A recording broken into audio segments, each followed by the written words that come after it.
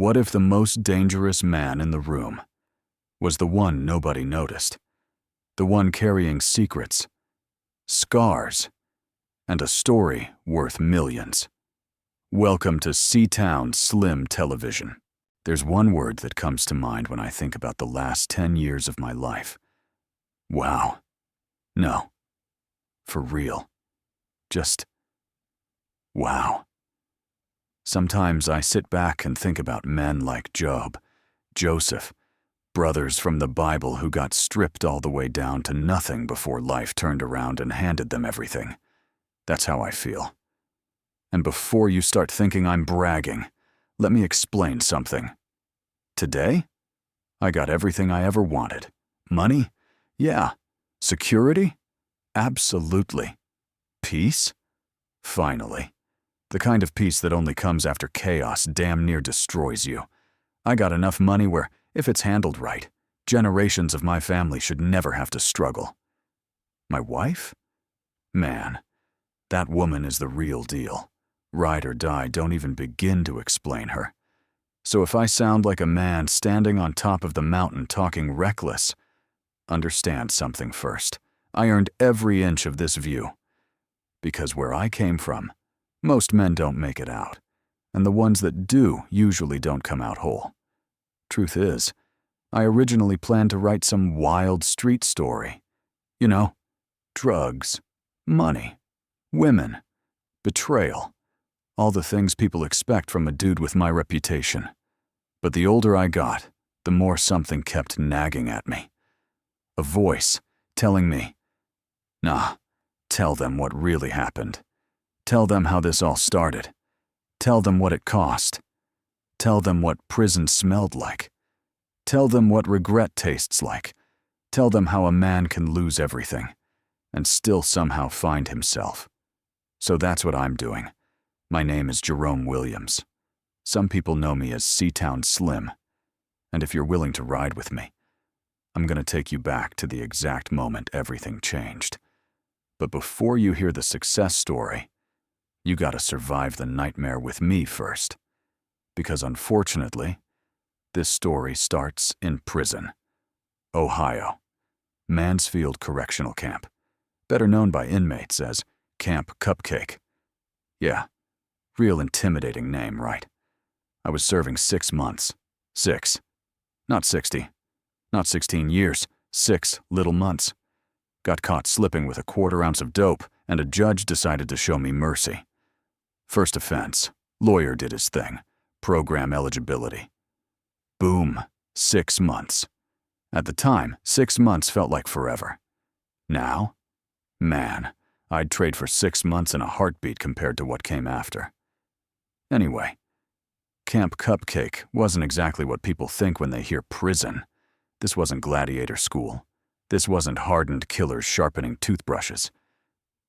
Nah, a lot of these dudes were addicts, meth heads, crack smokers, drunks who got behind the wheel one too many times.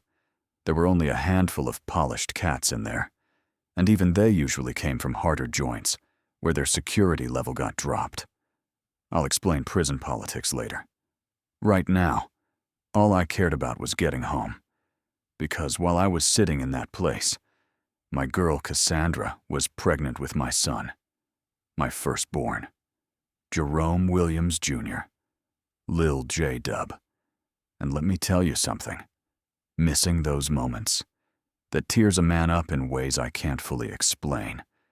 Knowing your son is entering this world, and you're locked behind concrete and steel, that'll make you question everything. Cassandra, though? Man, that woman was solid. Hospital bed one day, prison visiting room the next, still healing, still showing up, still riding. I loved that woman for that. I told myself, every night, when I get out, I'm changing my life. No more stupid moves, no more risking everything. I wanted the white picket fence dream, family, dog in the yard, peace.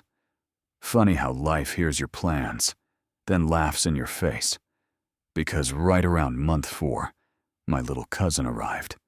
Dwight Williams, Lil D, 18 years old.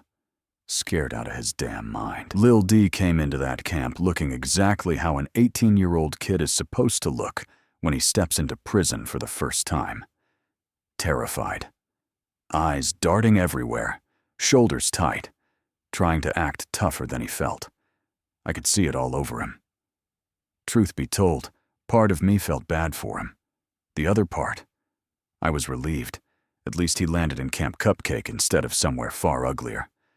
Because believe me, there are places in prison where fear ain't enough. You need luck. Lil D had clearly been listening to too many prison stories from older relatives. You know how family gets. Everybody got that uncle who did time and comes home acting like prison was some medieval war zone, talking about extortion, stabbings, predators, survival. So when Lil D first touched down, he was carrying all that energy, jumping every time somebody looked at him, watching every move, reading too deep into everything. Then he realized where he actually was, and like a lot of young dudes, the fear flipped. Too far. Now he running around like he got an S on his chest, like prison suddenly became summer camp. I had to pull him to the side. Slow down, that's what I told him. Don't let comfort get you stupid. It took me about a week to calm him down, and during that same week, there was another man in that camp, a man who never should have been there. Now let me explain something. Prison has levels, different levels for different types of danger. Minimum, medium, close, maximum, supermax. A dude doing 6 months for some lightweight nonsense ain't supposed to be around certain animals. That's just how the system is supposed to work. But systems fail. Paperwork gets screwed up. Buttons get clicked wrong. And one mistake can wreck lives. That's exactly what happened. This dude named Melvin White somehow slipped through the cracks. On paper, model inmate, 20 years inside, good behavior, the kind of paperwork that makes administrators smile. Off paper, different story, completely. He was a predator, the kind of man who looked at weakness like opportunity, the kind that survives by making other people miserable. And somehow, that man ended up in our camp.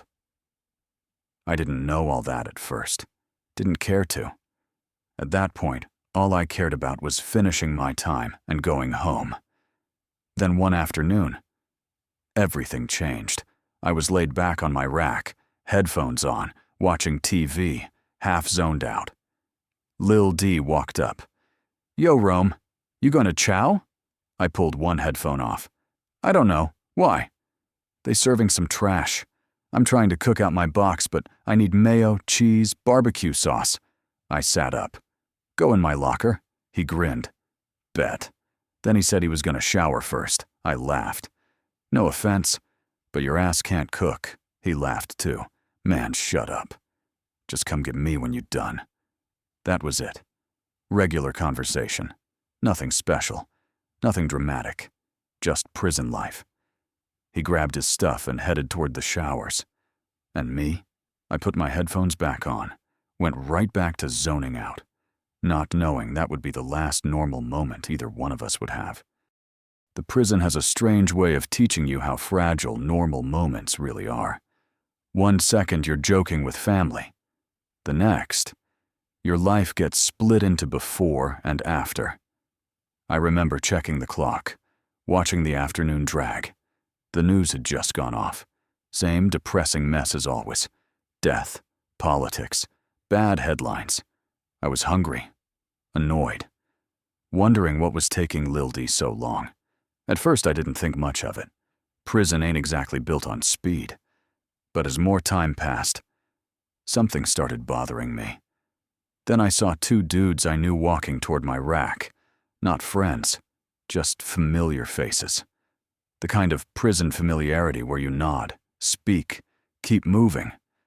But something about the way they were walking hit me wrong. Both of them looking at me strange, too serious, too quiet. I slid my feet into my sneakers, not because I knew what was coming, just instinct. Prison teaches you to respect instinct. They stopped in front of me, didn't say anything, just stood there. That immediately irritated me. "What's up?" I asked. Still nothing. My chest tightened. "You got something to say?" One of them looked at the other, then down. That's when my heartbeat changed. "My cousin what?" Still hesitation. That hesitation? That was torture. "My cousin." "What?" Finally, one of them spoke. "He's in the shower." I froze. Something inside me already knew, but my mind refused to accept it. "The shower?" Silence. And then, something cold moved through my whole body. "No," I whispered. Then louder. "No." Then I was running. Full speed. Not thinking. Just moving. I hit that bathroom like my life depended on it. There was a crowd. Too many people standing around. Too quiet. And when inmates go quiet, something bad happened. Some saw me coming and moved. The ones who didn't? I moved them. Then I saw feet. Just feet. Sticking out from the shower stall. Everything slowed down. Every step felt heavier than the one before it. And deep down, I already knew this moment was about to change me forever. I turned the corner and saw my little cousin curled up on that shower floor. Broken. Barely conscious. Damaged. I dropped beside him. "Lil D!" My voice didn't even sound like mine. I cradled his head. And in that moment, something inside me snapped. Not cracked. Snapped. I leaned close. "Listen to me." My throat tightened. "You hear me?" Nothing. Just shallow breathing. And all I could think was, I was supposed to protect him. That's what family does. That's what I told myself. That's what I failed to do. I laid his head down carefully, stood up, turned toward the crowd, and asked one question. "Who?" Nobody rushed to answer. Then somebody finally said the name. "Melvin." That was all I needed. No speech, no debate, no second thoughts. Just a name and a decision. Finding Melvin wasn't hard. That's the crazy part. A man can destroy somebody's life, then sit down like nothing happened. That's exactly what he was doing. Playing cards. Calm. Relaxed. Like the world hadn't shifted. Like my little cousin wasn't laid up broken in that shower. Like he didn't just create a nightmare. I remember somebody saying his name again, pointing him out. But honestly, by then I wasn't hearing much. Everything inside me had gone strangely quiet. Not peaceful. Just focused. Cold. I walked away first. That surprises people when they hear this part. They think rage looks loud. Sometimes it doesn't. Sometimes rage gets real quiet. Real deliberate. I passed a guy's rack. He made greeting cards. Arts and crafts type setup. Colored pencils. Sharpened. Neat. I grabbed two without asking. Kept walking. That's how gone I was. Then the alarms started. Staff scrambling. Voices shouting. Movement everywhere.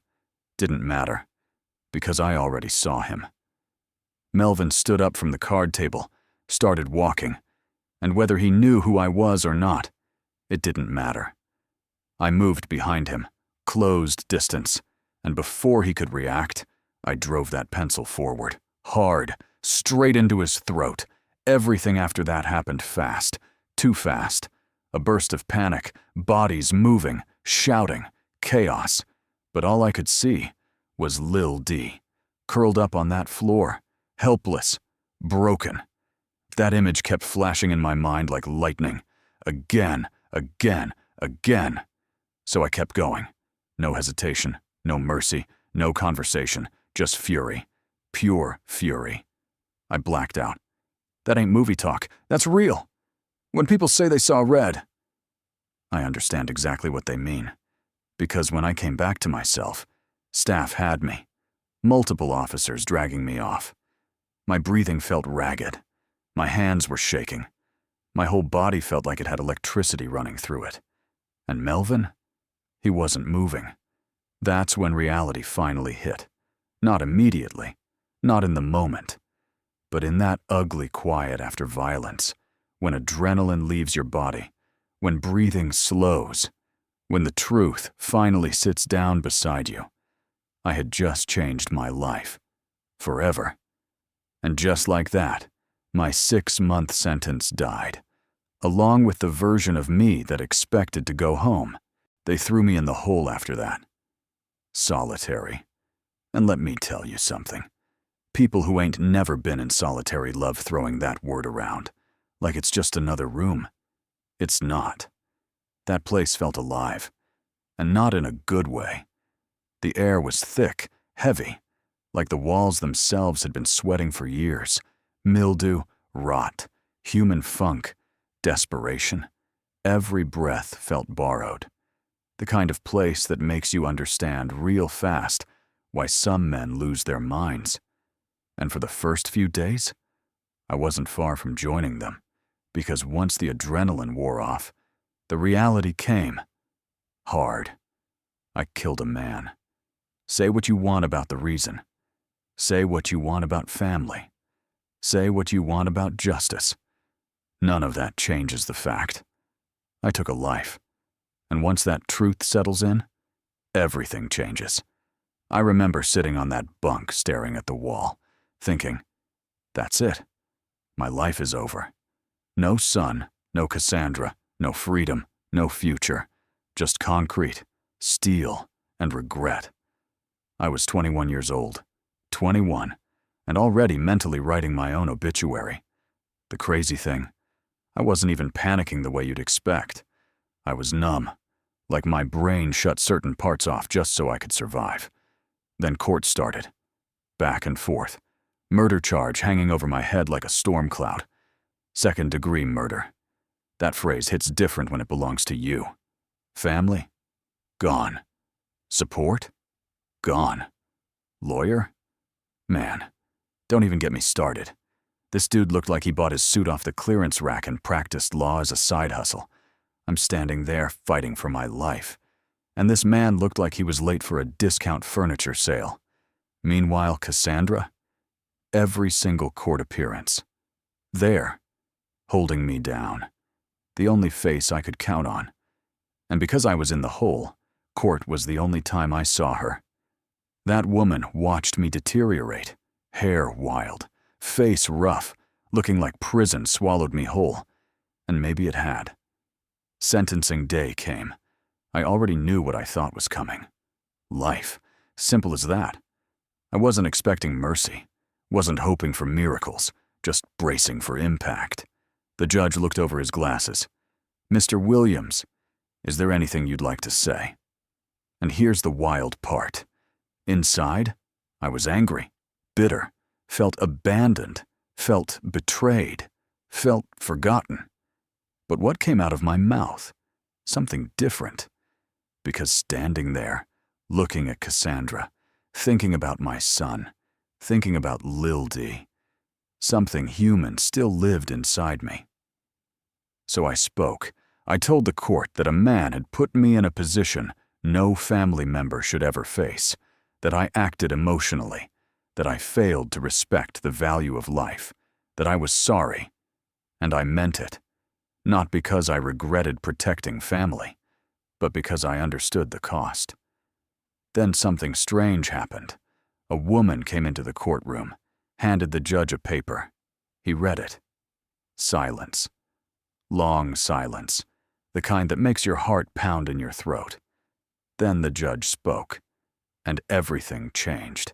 8 years. That's what he gave me. 8. Mandatory. No early sweetheart release. No magical second chance. No judge changing his mind later. 8 years. Now listen, if you've never stared down what you think is a life sentence, you might hear 8 years and think that's brutal. And it is. But compared to what I expected, man, inside, I almost collapsed with relief. I kept a straight face. But mentally, I was somewhere throwing confetti. Then I looked at Cassandra, and reality punched me right in the chest. Because while I was over here, secretly grateful not to die in prison, my woman looked devastated. That's when it hit me. 8 years wasn't just my sentence, it was hers too. Maybe worse, because I at least knew where I'd be every day. Concrete, steel, routine. But Cassandra, she had to survive life, alone, raise our son, figure things out financially, emotionally, spiritually, and all because of choices I made. That hit different. As they led me out, she mouthed 2 words. Write me. Just that. No drama, no breakdown, no guilt trip. Just write me. That woman was stronger than I deserved. After court, that discount lawyer finally explained what happened. Turns out the prison system screwed up.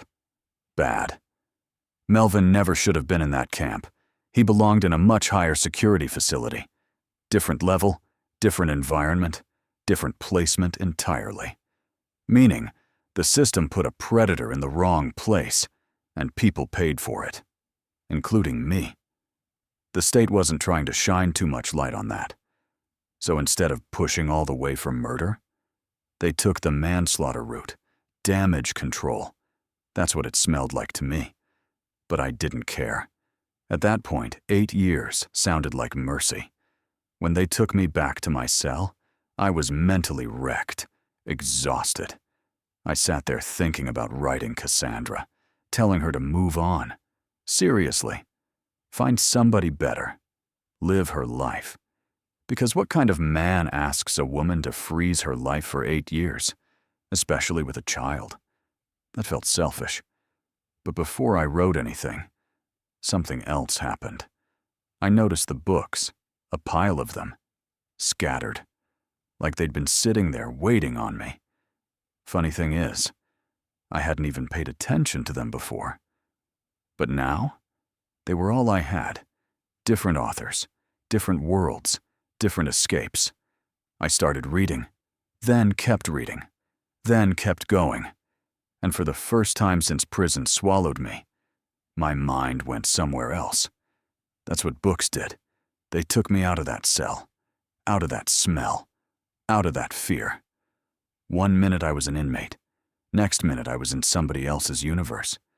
That changed everything. And then, one night, after finishing another book, I looked at the pages, looked at the pen sitting nearby, and something hit me. Hard. I can do better than that. Not arrogance, not ego, just instinct. Something inside me woke up. For the first time in my life, I didn't just want to survive, I wanted to create. And that was the real beginning. 8 years changes the way a man hears silence. 6 months? You count days. 8 years? You start counting pieces of yourself. That ride back after sentencing felt different. No false hope, no fantasies, no pretending I'd be home for birthdays. Reality had finally taken its seat, and reality was cold. I remember staring out that little transport window thinking about Cassandra, thinking about my son, thinking about how a baby would learn to walk, talk, go to school, all while his father sat behind bars. That kind of thought will hollow a man out. The crazy part? Nobody prepares you for how fast prison keeps moving. Your life might feel shattered. But the machine? The machine keeps rolling. Paperwork, transfers, counts, orders being barked, doors slamming. No time to grieve, no time to fully process. Just movement. I eventually landed in Richland Correctional, and unlike Camp Cupcake, this place felt different. Heavier. More serious. This wasn't somewhere you accidentally got comfortable. You could feel the tension in the walls, feel it in how men looked at each other. Even conversations had weight. And me?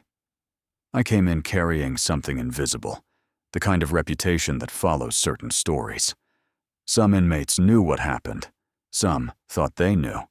Either way, I wasn't interested in making friends. I was trying to survive 8 years without losing my damn mind. That's when books really entered my life. Not casually, not as entertainment, as survival.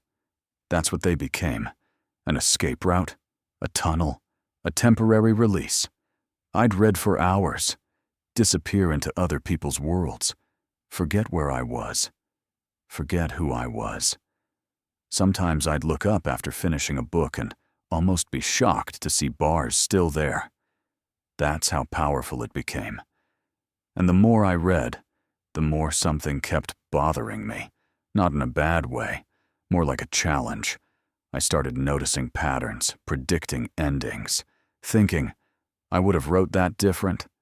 Then, eventually, I know I could write something better. Now listen, that sounds arrogant. I get it. But it wasn't ego, it was awakening. Something was happening to me, something I didn't understand yet. And one night, sitting in that cell, book in one hand, thoughts racing, I looked down at a pen, and for the first time in my life, I stopped seeing prison as just punishment. I started seeing possibility. That moment, that exact moment, that's when Jerome Williams began dying, and somebody else started being born. The first thing I wrote wasn't a masterpiece, matter of fact. If I'm being honest, it was probably trash, straight garbage. But that wasn't the point. The point was, I wrote something. For the first time in my life, the noise in my head had somewhere to go besides bouncing off concrete walls. And once I started, I couldn't stop. That surprised me, because up until then, I wasn't the guy people looked at and thought, future author. Nah, street dude? Sure. Hard-headed? Definitely. Trouble magnet? Without question. But writer? Nobody would have guessed that. Hell, I wouldn't have guessed it. But prison has a strange way of stripping away the masks you wear out here. When there's nowhere to run, nowhere to hide, nothing to distract you, eventually you meet yourself. The real version. Sometimes you like what you find. Sometimes you don't. Me? I found somebody hungry. Not for food, not for freedom, for purpose. That was new. And once writing grabbed hold of me, reading became different too. I wasn't just escaping anymore. I was studying. Watching how authors built scenes, how they created suspense, how they made me care about people I'd never met, how a sentence could punch you in the chest without ever touching you. That fascinated me. And the wild part? I started thinking, if words can do this, what could mine do? That question changed everything. Because now prison wasn't just punishment. It became training, classroom, war room, laboratory. I started seeing time differently. 8 years still hurt. Still felt impossible some days. But it wasn't just dead time anymore. Now there was movement inside me. Growth. Vision. And when you give a man vision, he gets dangerous. Not violent dangerous. Focused dangerous. That kind. The kind of man who survives because he sees beyond the walls. I remember laying on my bunk one night, staring at the ceiling, thinking about my son, wondering if he'd know my face, wondering if Cassandra would wait, wondering if I'd even be the same man when this was over. And then another thought came, clear as day. What if prison didn't destroy me? What if it built me?